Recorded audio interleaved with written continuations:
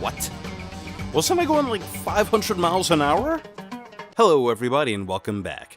My name is Argonaut, and in this one we're going to be talking about Sonic Unleashed, the game that some would call Sonic Team's last ambitious project, including its development history, story, and gameplay, as well as my thoughts on it. But, before all of that, if you like what you see here and want to keep up with me, then feel free to click that subscribe button. I'd really appreciate it. And now, with all of that shameless promotion out of the way, on with the video.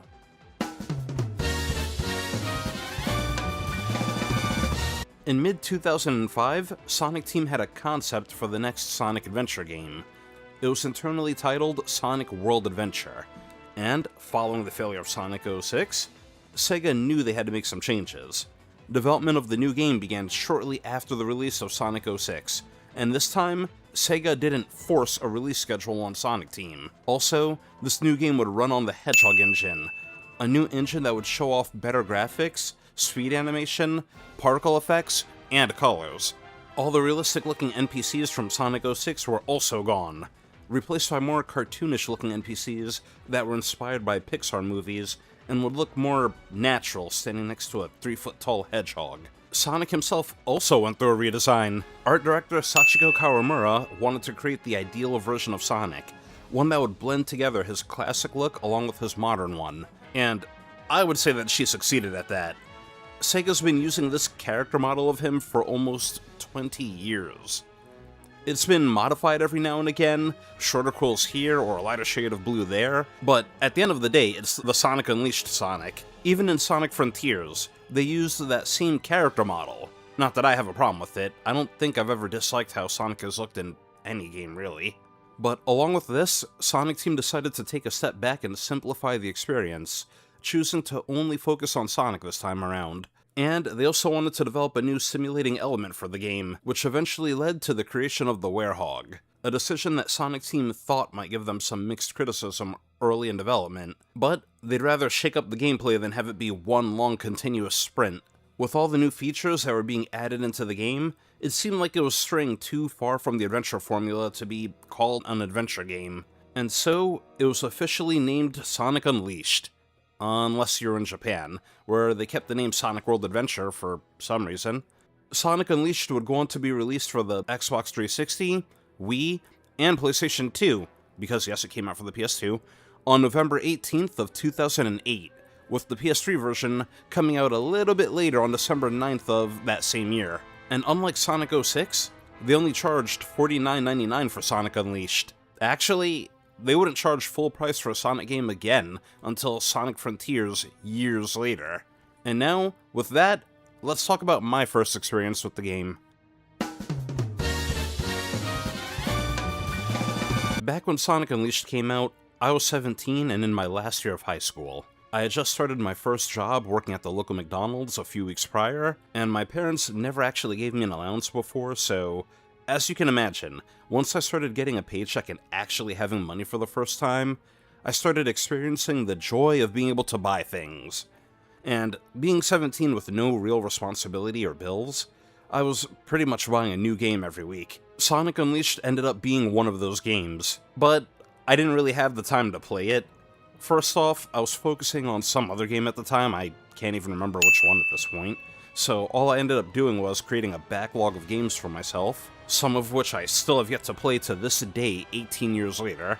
And secondly, I didn't fully have time to focus on all the games, since I was preparing to leave for college in a few months, and had to do a bunch of extra school things. It wasn't until after I moved away to college that I started playing Sonic Unleashed. And now, I come from New York, and went to college at a school in Tampa, Florida, and I didn't have a car at the time, and Tampa was a lot of big open space, so if you didn't have a car, everything felt kind of inaccessible. So when school wasn't in session, there was nothing for me to do besides hang out at my dorm. But anyway, I had started playing Sonic Unleashed and had a lot of trouble controlling Sonic during the daytime sections, to the point where I was uncomfortable with it. One of my friends that hung out in my dorm from time to time ended up watching me play. It turned out he also played and beat the game himself, so I let him handle the daytime sections of the game while I handled the nighttime. I couldn't remember how far we got in the game, but I always told myself I would go back to it one day. Fast forward to now, when I was gearing up to play the game for this video, and it turns out that we actually ended up beating the game. I don't even remember doing that. I guess all this time, I wanted to go back to try to platinum the game, because that's what I used to do back then. But anyway, at the time, when the game came out, I remember a lot of people saying, the game could have been good if not for that damn Werehog, or why would they ruin the game by adding the Werehog, and other comments like that. Although lately, I've noticed a recent appreciation for Unleashed, and people talking about just how good a game it was. So, now my question is, was the Werehog really such a game-breaking element, or did people just not like it because they weren't used to it? Let's find out as we move on to the story of the game.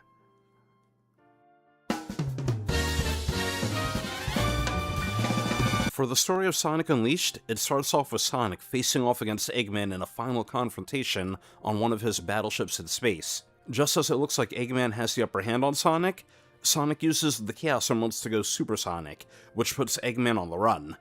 But, as it turns out, it was all a trap to lure Sonic over to his latest machine, the Chaos Energy Cannon.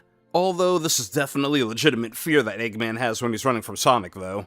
After using the machine on Sonic, it drains the Chaos Emeralds of their power, and Eggman uses it to fire a blast, which actually shatters the planet into pieces, and releases a monster called Dark Gaia, whose power Eggman plans on harnessing to create Eggman Land. Sonic, on the other hand, after having his power drained, gets turned into the Werehog, and Eggman dumps him, along with the Chaos Emeralds, which are just basically useless rocks at this point, out of an air shaft towards the planet's surface. After landing on the surface, which apparently doesn't kill him since something stops his momentum, Sonic meets a new friend. Turns out, the guy has amnesia and can't even remember his own name. Sonic just assumes that when he fell, he landed on him and that's why he has amnesia. And so, Sonic offers to help him get his memory back. So now, Sonic and the other guy, who he names Chip, travel together around the world to these places called Gaia Temples to recharge the power of the Chaos Emeralds, which, at the same time, would also put parts of the planet back together, before Dark Gaia can fully awaken. And all the while, Sonic turns into the Werehog at night and remains himself at day. And now, with the story out of the way, let's now move on to the gameplay of the game. For my playthrough of Unleashed, I'm using my PS3 game that I bought 18 years ago, and I'm gonna say from now, the frame rate was all over the place at points, which is known to happen on the PS3 version, but I'll talk more about that in detail later on. For the gameplay of Unleashed, it's broken up into two parts, the daytime sections and the nighttime sections. And like I said before, during the daytime sections, you play as regular Sonic, who's pretty much like the Sonic we know nowadays. He can run, jump, homing attack, and can actually kill enemies by jumping on them this time around.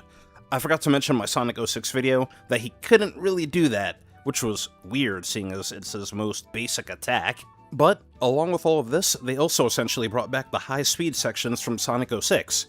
Only this time, you have way more control over Sonic. First off, you can now make Sonic sidestep with the bumper buttons instead of try and use the analog stick to steer him. He can also drift to make it around sharp corners, and for most of the high-speed sections, the game doesn't force Sonic at a set speed like how it did in 06. You actually get to control his speed, and can even make him stop running if you want. But this game does make the boost mechanic a native part of Sonic's kit. If you're watching this, I'm sure you know what boost is. You tap a button and Sonic will take off at a breakneck speed. I actually found out while doing research for this video, but apparently Sonic Rush was actually the first game to use the boost mechanic. I kinda wish they'd remake that game for modern consoles. And I know Sonic 06 basically had its own boost mechanic as well, but it was an optional upgrade that you could choose to buy from the shop. But for Unleashed, the devs wanted to place more emphasis on collecting rings, since in prior Sonic games, having more than one ring didn't really matter. So they introduced ring energy to this game. It's that gauge you see on the bottom left, and serves as your boost gauge. By collecting more rings, the more you fill up the gauge. The more your gauge is filled, the longer you can boost. Also, with the more rings Sonic is holding, the faster his base speed. Even if you get hit, you don't lose all of your rings, only half. On top of this, you can also upgrade his ring energy and speed with experience that you gain through the day or night stages. Upgrading his ring energy gives you a bigger ring gauge, which means you can boost for longer, while upgrading his speed increases his acceleration, although for my playthrough, I didn't really put too much experience into daytime Sonic. He was already fast enough, and it wasn't often that I found myself running out of boost with how sparingly I used it. I found myself mainly investing into the night stages. And now, speaking of nighttime, let's talk about that. For the nighttime stages of the game, you play as Sonic the Werehog. His gameplay is completely different from regular Sonic. He's slower and actually spends most of his time fighting hordes of enemies, solving basic puzzles, and doing balancing and platforming. His gameplay reminds me of a beat-em-up game, kinda like Double Dragon or Streets of Rage, mixed with classic God of War elements. Instead of Sonic having to hold on to rings to keep him alive, he gets an HP bar, and to replenish it, you can collect rings. Square and triangle serve as his attack buttons, R1 is a shield, but you can only block so many attacks with it, represented by the shield icon in the bottom left. Stronger attacks will use up more of your shield icons, and circle will let Sonic pick up and throw items or enemies. And lastly, you can collect something called Dark Gaia. The more of this you collect, the more it'll fill up a gauge on the bottom left. Once that bar is full, you can go into Unleashed mode, which basically just lets Sonic deal way more damage to enemies.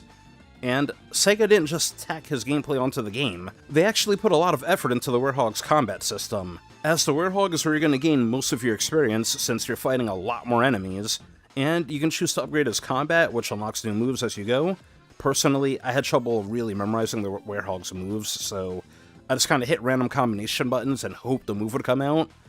Or if I liked the move, I would just use one or two combinations that I had memorized. By upgrading strength, it would increase the Werehog's strength, and now, you would think to dump most of your EXP into that, but after about level 7 or 8, the bar to level it up became so high that you'd probably have to play through like 5 or 6 whole Werehog levels just to level it up once. And these levels are like 20 minutes long each. You can also level up the Unleashed gauge, which increases how long you can stay in your Unleashed mode, Life, which increases Sonic's health, and Shields, which gives Sonic more shield icons. For the locations of the game, they were clearly designed off of real-life locations, and you can travel the world to any stage you choose after you unlock them, and you can even decide whether you want to make it day or night before or after you enter. Whenever you enter a location, you'll start off in this little hub world, which is usually a small but pretty linear village with not too many twists or turns, where you can also interact with some of the NPCs that live in the area. Eventually, you'll find the entrance stage where you can find the levels, a lot of which you have to access by doing a platforming challenge, with whichever Sonic you're playing as. Along with the levels, you can also find upgrades for Sonic as well that give him extra moves, like the Lightspeed Dash or the Stomp, for example, which I'm actually surprised wasn't in his default kit, seeing as you have to pretty much hunt down the moves and learn them again every game. You also learn quickly enough, in order to access some of the levels, you need Sun and Moon medals. They're basically like the emblems from the Sonic Adventure series, but in this game, they actually serve a purpose. You need a certain amount to enter some levels, so it's probably for the best if you pick them up whenever you can. Daytime levels tend to have more moon medals than sun medals, and vice versa. You can also find them in the hub worlds as well as in the entrance stages. As you collect them, you'll increase your sun level and moon level, which will give you access to more stages, some of which you couldn't get into earlier, giving you more reason to explore past areas. If you're actively collecting them from nighttime stages as you go, you shouldn't have any real problem getting to any of the mandatory levels. I personally only had to go out of my way to search for them like once for the last level. I was about 19 sun medals short. I think it took me about an hour to get about 20 of them. I just replayed the first few Werehog levels where I wasn't really paying attention for them. And now, speaking of the levels themselves, for the most part, your goal is to play through the levels and get to the end goal. But things vary greatly depending on which Sonic you're playing as. For Daytime Sonic, the levels are huge and have multiple different routes for them and will switch between 2D and 3D. A lot of the times you're going to be going so fast that you're most likely going to miss something that could put you on a faster path, and you'll end up getting a B or C as your rating because of it, meaning there's a ton of replayability. Also, the levels are just plain fun, and good luck when you're trying to collect Sun and Moon medals when you're going that fast. Because while I think this may not be the fastest version of Sonic, it is most likely the one that requires the most twitch action from the player. You learn pretty early on that unlike the later Sonic games like Generations and especially Forces, you can't just boost your way through this one. There's actually a lot of times where trying to go that route will just straight up get you killed, unless you know the level really well, which I think makes the daytime stages and Unleashed even more replayable. On the other hand, for the nighttime stages, they deal more with you having to fight big hordes of enemies.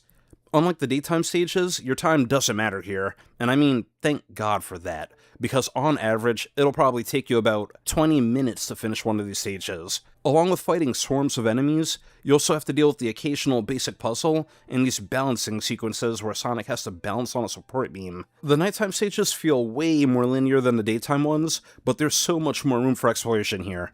There are sun and moon medals, along with other collectibles tucked away in a lot of corners of the stages, and it's up to you to look. These are most likely where you're going to find most of the medals that you need. Along with all the mandatory stages, the game will also give you optional challenge stages that you'll unlock as your sun and moon level grow. As the name implies, some of these actually were pretty challenging.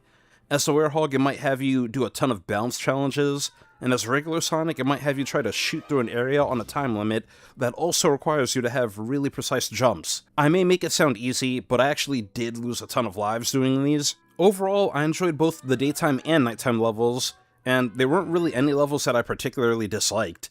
Although, I feel like the nighttime levels have nowhere near as much replayability as the daytime ones, unless you want to go through and work on trying out new combos, or grind for experience, or play through searching for missed collectibles. But I do have to give a special shout out to Eggman Land. I've always heard things about the stage, but as far as I remember, never actually played it.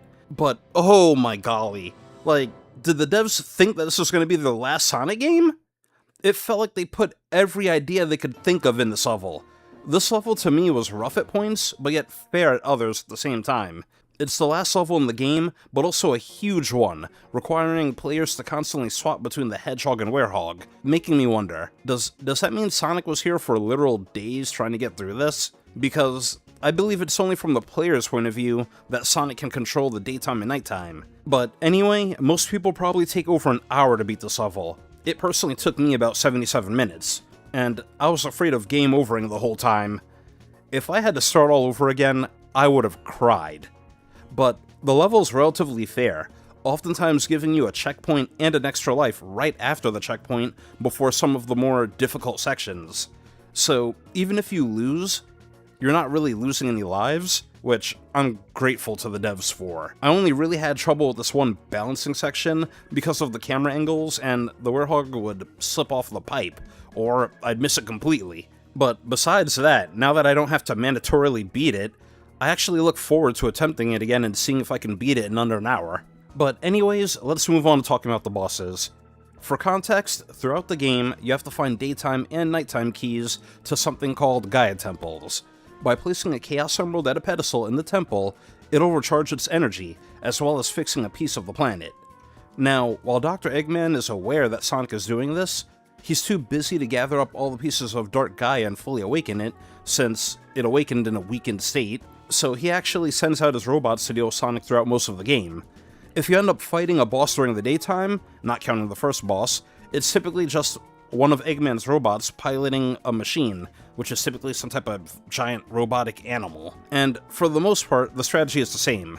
Try to survive until you see an opening to attack, rinse and repeat, and you beat them. Although I'm simplifying things here, these bosses were actually pretty fun. And during nighttime, you'll end up fighting a creature that's been affected by Dark Gaia, or something that was created as a part of Dark Gaia. For these bosses, you'll typically end up having to create an opening by hitting them with some type of weakness before you can attack them with a combo, usually having to finish them off with a QuickTime event, which you can just tell was really inspired by God of War. But hey, a lot of games at this time period were inspired by God of War. It was just the style at the time. I think the QuickTime events and the Werehog in general worked well, but while I liked most of the bosses, the only Werehog boss I didn't like was the Dark Guardian, because literally, you just had to move a block from point A to point B while avoiding his attacks. And even then, you could always just stun him for a few seconds to shut him down. I spent most of the boss fight just ignoring him while I pushed the blocks. For the end of the game, Chip actually remembers that he's really like Gaia, and that while it was Dark Gaia's job to destroy the planet, his job was to put Dark Gaia to sleep and restore the planet, and that's the cycle that they go through every million years or so. Turns out Chip only lost his memory since Eggman woke both of them up early, and after finishing Eggman Land and fighting Eggman in one last confrontation, Dark Gaia gains enough of its power back, including absorbing the Dark Gaia that was in Sonic, meaning no more Werehog, that even restoring the last Chaos Emerald doesn't stop it. Chip uses his own power to gather all the Gaia Temples and combine them into a giant rock mech. and him and Sonic team up against Dark Gaia. Never thought I'd see a battle between two kaijus in a Sonic game, but here we are. For this section of the game, you basically have to fly Chip over to Dark Gaia while avoiding oncoming projectiles. But there is a bit of a lag when making him do a move, so you need to keep that in mind that you have to guard or punch early. Then, after that, you get a small Sonic section where you have to do some platforming to reach Dark Gaia within a certain time window. Not gonna lie here, I actually got a game over during the very last one of the Sonic sequences. I wasn't fast enough to make it to the end in time, and I kept missing rings, so I had no boost. I got to learn the hard way that if you game over here, you get to start all the way from fighting the last Eggman boss all over again. So, yeah, that was fun. I'm just grateful I didn't have to play Eggman Land over again. But after beating Dark Gaia, it fully awakens to become Perfect Dark Gaia, and Sonic goes super and teams up with Chip to defeat it. This is definitely one of the most unique Supersonic fights for its time. First off, instead of having a ring count, you actually have a health bar that you have to fill up by collecting rings. Then afterwards, you have to destroy these tentacles that are maintaining a barrier around Dark Gaia, and within a certain time limit, because if you take too long, Chip will die. Then you have to do it all over again. And again, unlike usual Supersonic levels, there's no draining ring count, but a health bar instead, so you have to be careful not to get hit yourself as well. It's annoying, but it's not really hard. After beating Dark Gaia, Sonic and Chip put him to sleep, and Sonic actually passes out after the fight. Luckily, Chip is able to save him, because I guess falling into a hand made of literal stone will do that, but better that than lava, I guess. Afterwards, Chip sends Sonic to the surface before falling back into a slumber himself, promising never to forget Sonic. What I find weird about this part is, it seems like the temples get consumed by lava too, so does that mean that the Gaia temples are gone forever? But anyway, back on the surface, when Sonic wakes up, he realizes that Chip is gone. He takes a quick second to take in everything before donning Chip's necklace as a bracelet and moving on to his next adventure. Even after beating the game, there are still more things to do throughout the game. First off, the game will act as if you didn't tackle Eggman Land yet from the story's perspective, and as I mentioned before, there are still the non-mandatory stages you can play. You can also go and try to collect all the Sun and Moon medals if you want. There are also side missions that the NPCs give you to take on. Doing these can also give you Sun and Moon medals along with experience or souvenirs. There are also hot dog stand missions that you can do if you want the vendor to sell you specialized hot dogs, which is weird. These are usually combat trials or time trials. I didn't bother to do too many of these. You can also go around the world to collect souvenirs to give to a professor that you meet earlier on in the game. In exchange, he'll also give you Sun and Moon medals or collectibles. And you can also get closer to Chip by feeding him his favorite foods, and once you bond with him enough, you'll unlock these 3 cutscenes that weren't in the main game with Sonic and Chip. And lastly, at night, people can get possessed by Dark Gaia. By walking up and talking to random NPCs, you'll know who's possessed. They usually start saying negative things, and you'll see these purple squiggly marks around them. You can use a camera that you get to exorcise them, which will lead you to fighting a horde of enemies. But just know, the camera can run out of film, and when that happens, you have to go all the way back to that professor to get more film for it. Oh, and before I forget, there are actually 2 sections in the game where you get to play with Tails on the Tornado. Simply put, during these sections, it has you on rails and you just hit the corresponding button as it comes up on the screen. These sections will typically take you about 10 minutes, and thank God they didn't make you play this every time you travel to a place around the world. But I think that's more or less everything I wanted to talk about when it comes to the gameplay, so now let's move on to everything that happened after the game came out.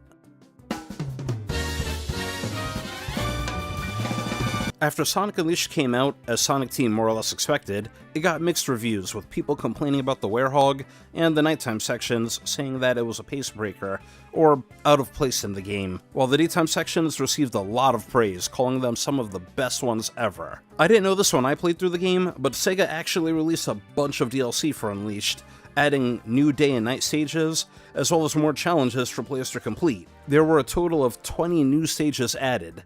As for the sales, Sonic Unleashed managed to sell 2.45 million copies within its first 5 months, and even would later on get reprinted as a platinum hit title due to its high demand.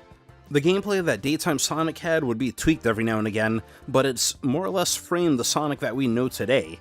And as I stated earlier, Sonic's character model that was used in Unleashed is still the one that's still being used today, Granted, it gets tweaked every now and again as well, and there's now even a fan-made version of the game called Sonic Unleashed Recompiled, which is considered the best way to play the game. It made a whole bunch of quality of life changes to the game, such as higher frame rates, not needing Sun and Moon medals to progress in the game, and turning off the repetitive music whenever getting into fights as the Werehog, among other things. And now, with all of that out of the way, let's move on to my thoughts about the game. The first time I played Sonic Unleashed, from what I can remember, I had a hard time controlling daytime Sonic, which is why I let my friend play those sections. I preferred nighttime, and unfortunately, I'd later hop on that bandwagon of why did they have to put the Werehog in the game, despite the fact that that was pretty much all I played. Fast forward to my playthrough now, and the first thing I really noticed was how poorly optimized the game was on PS3. I don't remember it being this bad. Normally, I don't care about or even really notice frames like that, but this was bad. It was the worst when running through a hub town. It definitely dropped below 30 frames. Apparently the PS3 really struggled to handle the Hedgehog engine. From what I've seen, the 360 would have been the better way to go with this. Not that I had one. My main issue with the game this time around was the camera. You can't control it, and there were points with the Werehog where I really couldn't see what I needed to. The worst was in Eggman Land, at a specific balancing section. Due to the camera angle, I didn't have the proper depth perception to tell how far the beam I needed to hop on was. I also didn't like that I had to keep talking to this professor every time I finished a mission so I could know where to go next. Same with having to go out of my way to talk to him to get more film for my camera. It's not a big issue, but it was just kind of tedious to keep having to backtrack to him just so I could move forward. And speaking of tedious, I didn't like that I had to run through the hub world to get to the entrance stage. Like, after you beat stages, you can access them directly from the world map. Same with the hub world, but yet, not the entrance stage. You always have to go to it by going through the hub world first, which is always a trek through a village to get there. Again, this is me being nitpicky, but as the game went on and I got more medals and wanted to check the entrance stages, this actually did become a little bit annoying. Overall, these were pretty much all the problems that I had with the game. I loved the daytime stages and how much replayability they had and all the different routes to explore, the collectibles hidden throughout, and that satisfying feeling of knowing just the right times to boost, but just like the first time I played, I had trouble controlling Sonic here.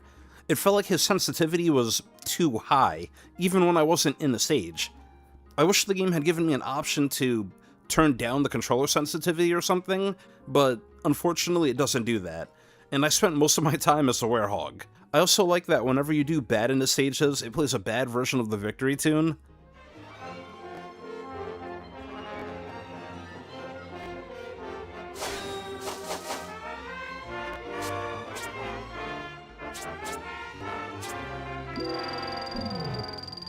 And speaking of the Werehog, I didn't really have any issues with it being in the game. It didn't feel tacked on or anything, and the stages, while long, really heavily encourages you to explore. You oftentimes find that you get rewarded for doing so. I know a guy that's a fan of Sonic as well as being a fan of Streets of Rage, and he'd probably love this game for both halves. For the story, I liked Chip and could see what they were going for with that bittersweet ending. I do wish there was somehow a way the player could have felt more bonded to him, though. Like, maybe if we saw him and Sonic bond more during the major cutscenes of the game, or something, so that the way it ended hits even harder. Speaking of stuff like that, I think this is the game where Sonic's friends started to stop mattering. I never mentioned it, but did you know Amy was in this game? Besides the cutscene when she first appears, she might as well just be a caricature from that point onward. Although I do like that the game didn't try to force Knuckles into the story for no reason like Sonic 06 did, and I can't move on without saying this game probably has the best intro cutscene of any Sonic game. To this day, it has to be easily the most memorable one, with Sonic going super and chasing Eggman before getting captured by that machine, which, for whatever reason, Eggman never uses against Super Sonic ever again. By the way, I don't understand Eggman's plan. He shattered the planet so he could create Eggman Land. But, I mean, by that point, what's even the point? You shattered the planet. Did he even have a plan for controlling Dark Gaia? Or did he think he was just going to use all of Dark Gaia's energy to fuel Eggman Land? Because even without Sonic intervening, Dark Gaia probably would have completed itself, And as we see in the game, it immediately gets rid of Eggman without even remotely acknowledging him. Unlike popular opinion, I actually like that the game forced you to gather a percentage of the collectibles to progress. If you watched my Sonic Adventure video, this is what I was saying they should have done with the emeralds. Force you to collect a percentage of them, but not all, leaving it up to the player's decision if they want to do the rest or not. Although in Sonic Unleashed, good luck trying to get all the Sun and Moon medals, especially in the daytime stages. After replaying Sonic Unleashed, it looks like so much effort was put into this game that you would think that this was going to be Sonic's last game, which wasn't the case. Development for Generations and Colors started pretty much right after Unleashed was released, and now, at the beginning of the video, I asked, was the Werehog a game-breaking element? Instead of being a game-breaking one, I think it was actually a fun addition to the game. I'd rather this game where you have a lot of free choice over which Sonic you'd rather play, over Sonic Adventure 2 where it constantly kept forcing you to play different characters evenly, whether you liked them or not. I mean, Sonic only had 5 or 6 stages in that game, and Shadow only had 4. At least in this game, if you mainly wanted to play daytime Sonic, and that's where you're going to get all your medals from, then you could focus on that. You could minimize how much you play the Werehog if you really don't like it. Although, unfortunately, after Sonic Unleashed, it felt like Sega stopped taking chances with Sonic up until Frontiers. Despite how well it didn't meet whatever lofty internal goal Sega had set. Kinda reminds me of the Dreamcast, honestly. Giving Sonic Team a smaller budget and following the same speed-based formula, along with reusing a lot of the same assets to cut costs. Staying away from darker narratives and making his friends matter less and less. Honestly, I think all the appreciation for Unleashed is because of all the games we got after it. I wouldn't exactly call the 2010s the best time for Sonic, not counting a couple of games. In conclusion, I was really surprised at how much I liked Sonic Unleashed. It's so far the Sonic game that I've had the most fun with during this marathon, and I'm definitely going to be replaying the stages from this game on the side. Hell, whenever I get a more powerful PC, I'll probably even try out the fan game for Sonic Unleashed along with Project 06. And I'm happy that Sega's finally taking chances with him again, with games like Sonic Frontiers and Shadow Generations. And those are my thoughts on Sonic Unleashed, Sonic's last big-budget Sonic game of the early 2000s. Did you agree with me? Did you disagree? What are your thoughts on Sonic Unleashed? What'd you think of the day and night sections? Let me know in the comments down below. I would love to hear from you. And special shout out to my girlfriend here. Without her letting me use her PS3 after mine stopped working, the Sonic 4 videos, Sonic Adventure, and Sonic Unleashed video wouldn't have happened. And thanks to all of you guys for watching this video. I always appreciate it. But now, here's what's coming up next on our Sonic Marathon.